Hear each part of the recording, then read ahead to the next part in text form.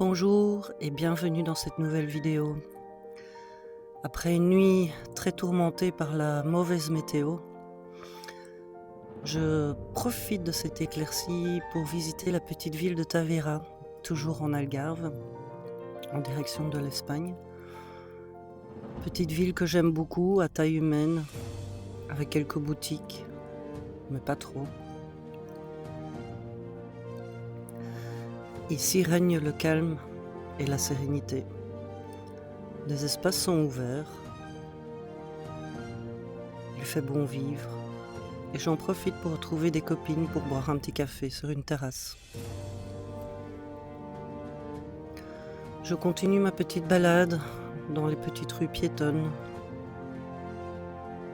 Je finis par retrouver le château médiéval en ruine, à l'intérieur duquel on retrouve un petit jardin fleuri.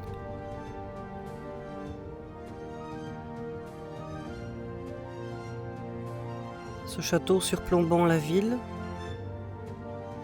quand on y monte à son sommet, on voit tous les toits de cette petite ville de Tavera.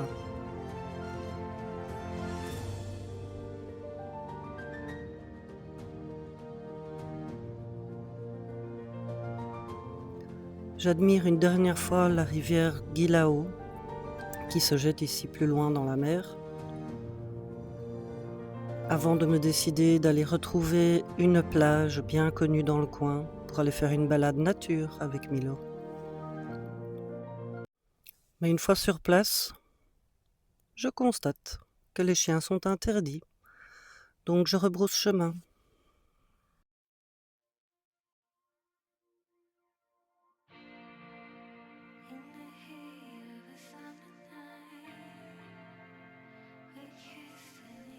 La météo n'annonce rien de bon.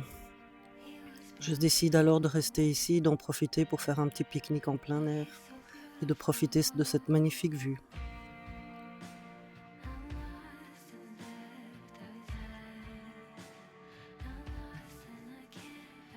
Finalement, je me décide à aller sur une plage un peu plus loin où je sais que les chiens sont autorisés.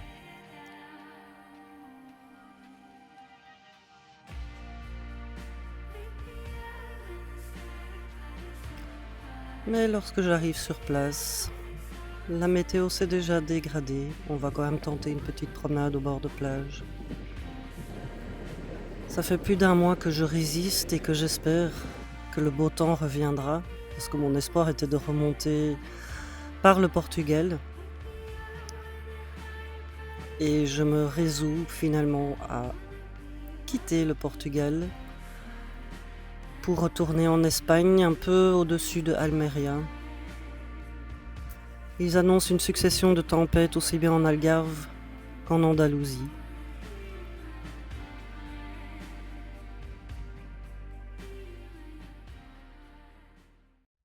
Je suis arrivée en Espagne et ici je suis sur un spot incroyable avec le château là au-dessus, c'est le petit village de Buzo.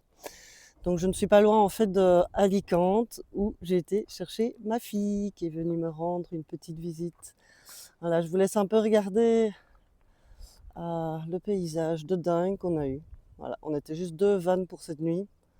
Regardez-moi ce paysage, c'est juste incroyable. Je vous ferai un petit tour d'horizon sans ma tête. Et donc on va remonter tout doucement l'Espagne, mais vraiment tout doucement, avec ma fille. Je ne sais pas encore exactement combien de temps elle restera avec moi. Ce sera, voilà, au fur et à mesure, jour après jour, on improvisera. Bon, j'espère que vous m'entendrez parce qu'il y a quand même pas mal de vent. Logique, on est dans les hauteurs. Mais sinon, la météo est quand même vachement meilleure ici qu'au Portugal où c'était des pluies incessantes tous les jours, tous les jours. Ici, voilà, bon, c'est pas tout à fait ciel bleu, mais quasi plus de pluie et juste un peu de vent. Et les températures, malgré tout, sont agréables. Bon, là, on est le matin, donc il fait un peu plus frais. Et on va partir de nouveau au niveau de la côte. Il y a des petits villages qu'on voudrait visiter, donc on continue. Là, c'est donc le château de Buzo en haut. Bon, le petit village, il est super charmant, très très mignon pour aller faire un petit tour. Il y a quelques petits restaurants, de bars, sinon c'est très très calme. Et ça, c'est le paysage qu'on a eu pour cette nuit. Alors hier soir, le coucher de soleil juste incroyable, le lever de soleil ce matin incroyable. Et au moins, on est hors de la foule quand on rentre un tout petit peu dans les terres par rapport à la côte où les plages sont envahies de camping-cars, vannes, fourgons, véhicules aménagés, bref. On se met en route. Donc en fait, on va aller au village de Villa Joyosa. Apparemment, c'est très joli parce qu'il y aurait plein de maisons colorées et il y a moyen de bien se balader le long de la digue. Donc voilà, on n'a pas grand chose à faire. 29 km. C'est parti, mon kiki.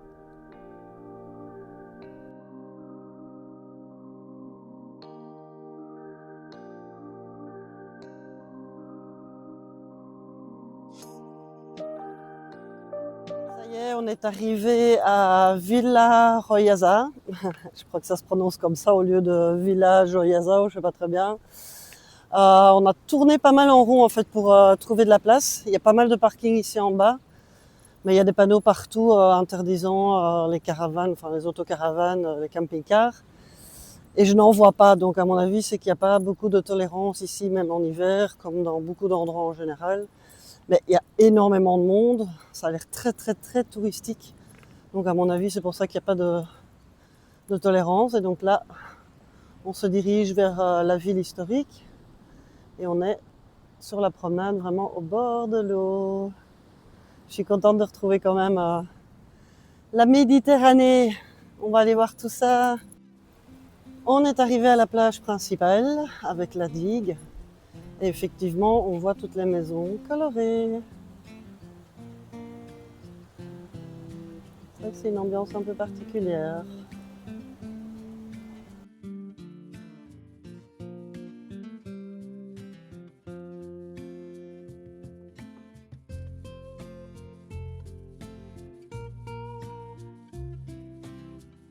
Alors là, on est tombé sur la vieille muraille de la ville. Mais il n'y a pas grand chose de plus à voir. Toujours ces petites rues. Mais je pense qu'on va retourner sur la digue.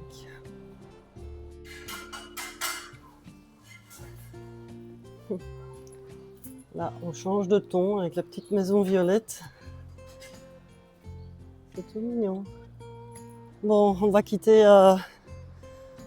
Villa Joyosa. Bon, il n'y a pas grand chose à visiter, il y a vraiment un tout petit bout avec les maisons colorées. La ville est beaucoup plus grande, mais pour le reste, c'est une ville tout à fait classique et relativement animée. Donc, pour nous, ce qu'il y avait à voir, on en a fait le tour. Et on va se remettre en route pour la prochaine destination.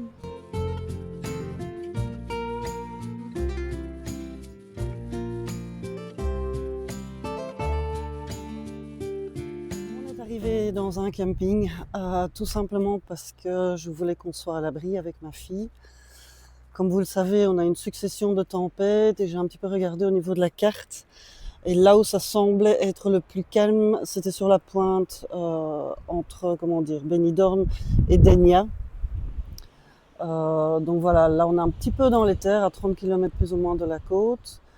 Et je suis dans un camping, mais qui est juste fabuleux, fabuleux, fabuleux. Je ne sais pas combien de temps on va devoir rester, vu que c'est une succession de tempêtes qui n'en finissent plus. Vous les subissez en France également maintenant, donc vous savez de quoi je parle. Bref, là j'ai un réel coup de cœur pour le camping où je suis. Je vous montre ça, on va aller faire un petit tour parce qu'il en vaut vraiment la peine. D'ailleurs, il est coté 5 étoiles sur Park4Night.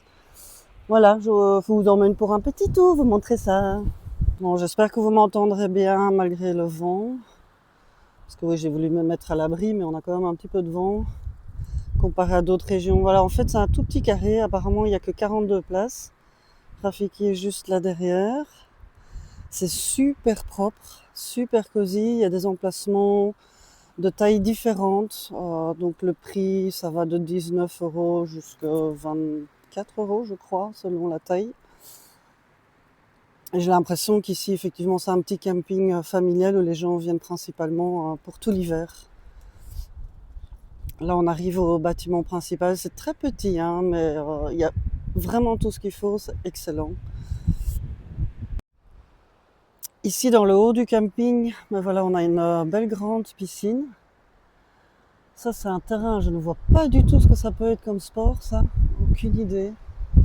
C'est pas du squash, vu que c'est pas en verre, je ne sais pas trop. Voilà, il y a plusieurs terrains de sport, dont de tennis, on peut se balader là-bas avec les chiens. Tout est clôturé. Oh là là, j'espère que vous m'entendrez. Avec une vue géniale.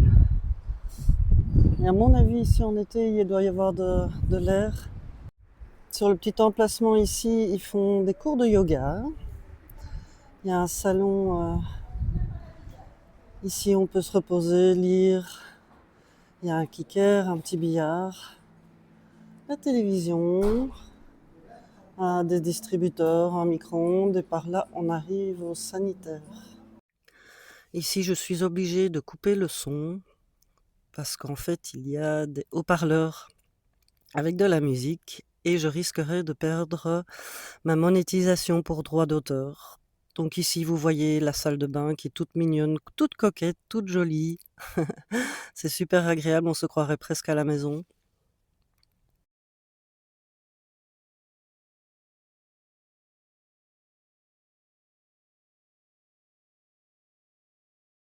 Et ici, vous voyez la pièce où on peut laver son linge avec les machines, le séchoir, des petits paniers à disposition. C'est ici également qu'on peut faire la vaisselle et laver son linge à la main si on le souhaite. Ils mettent à disposition plusieurs étendoirs d'ailleurs pour qu'on puisse faire sécher son linge à l'extérieur ou à l'intérieur étant donné qu'il n'y a qu'un seul sèche-linge.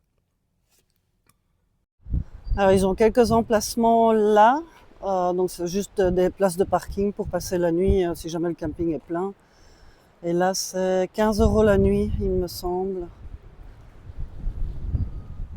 Avec la réception juste là.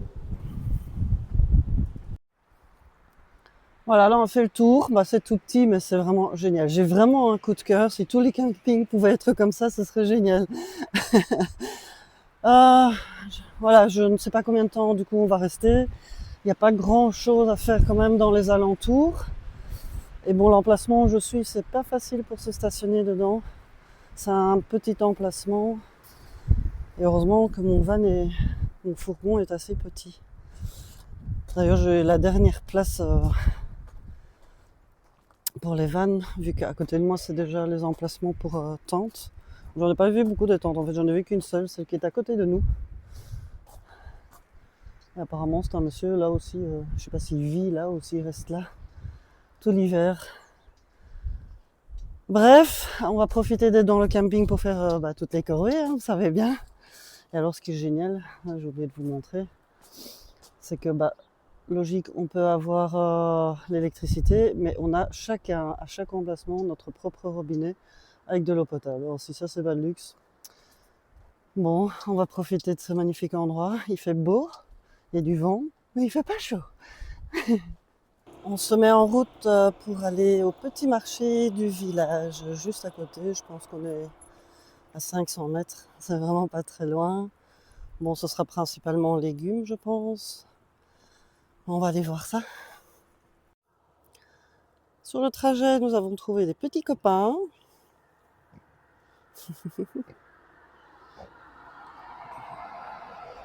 Et Nina qui leur fait des doudous.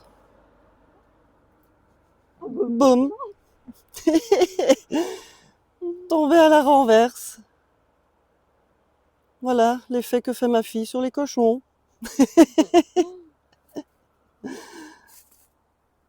T'es fière d'assommer les cochons? Comme je disais, on est vraiment dans le creux de deux montagnes. Et apparemment, il y a encore une vigilance aujourd'hui quant au vent. Là, je dois dire qu'on ressent vraiment pas grand-chose. Le village, il est juste là-bas. On le voit un petit peu. Et là, en bas, normalement, c'est une rivière, mais qui est complètement asséchée. Donc, est-ce que cet hiver, ils n'ont pas eu beaucoup de pluie? J'ai parlé avec une locale, là, hier. Et, elle disait qu'en général, c'était quand même beaucoup plus élevé. Là, c'est complètement à sec, donc c'est pas plus compliqué. D'ailleurs, elle vend sa maison, qui est juste là-bas dans le creux. C'est super joli, super calme. C'est vrai que j'aurais bien voulu voir avec l'eau dans la rivière. Dommage.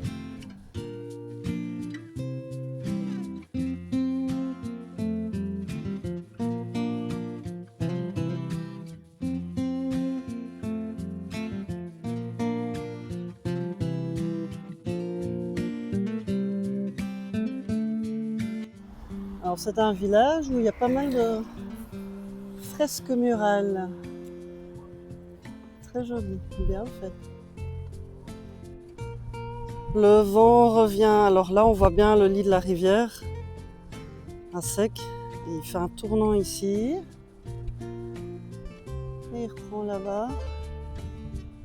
Là, on est vraiment au bord du petit village. Il y a plein d'endroits pour pique-niquer, faire des balades là, au bord de l'eau. Super joli. On voit encore des montagnes là-bas au loin.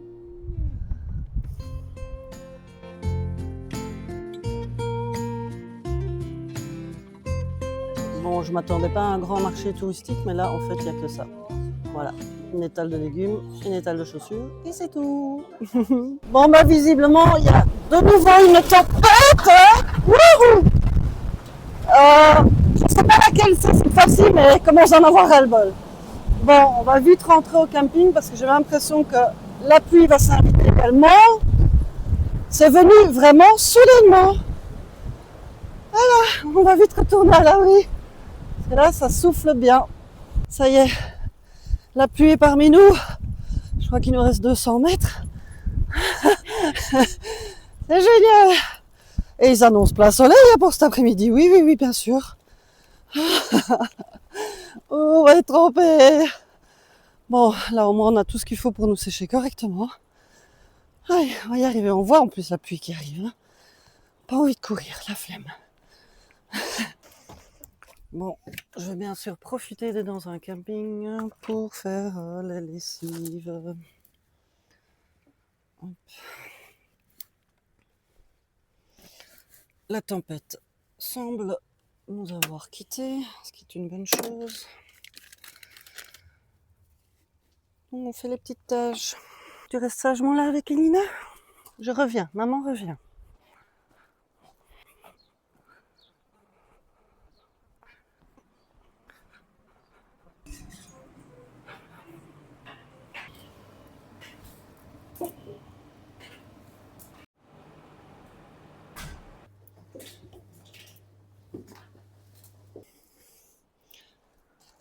Bon, c'est cool. Ils mettent plein d'endroits comme ça à disposition. En même temps, il n'y a qu'un seul séchoir. Et tout le monde a décidé de faire sa lessive en même temps. Comme Daria d'ailleurs. Donc voilà, on va faire au soleil. En espérant cette fois-ci qu'il ne pleuve plus. Ça n'a pas l'air. Et il n'annonce plus de pluie non plus. C'était vraiment très passager tout à l'heure. Bon, on est le lendemain. J'avoue que j'ai pas su filmer grand chose hier parce que la tempête n'a pas arrêté de la journée en fait, ni même de la nuit. Et c'est toujours encore un petit peu là. Bon, il paraît que ça va durer jusqu'à août, donc on va pas rester coincé ici jusqu'à août. Donc on remballe nos affaires et on va quand même continuer un petit peu notre trajectoire calmement. Ah, je vais devoir ranger tout ce bordel. C'est fou comme on s'étale dès qu'on est dans un camping. On a tout sorti. On va se mettre en route tout doucement. Je vous dis à la prochaine dans un prochain épisode. Merci beaucoup pour votre fidélité. C'est toujours adorable et vos messages qui sont tellement gentils. Merci beaucoup. Ça fait toujours super chaud au cœur. Je vous embrasse et portez-vous bien. À la prochaine. Bye bye.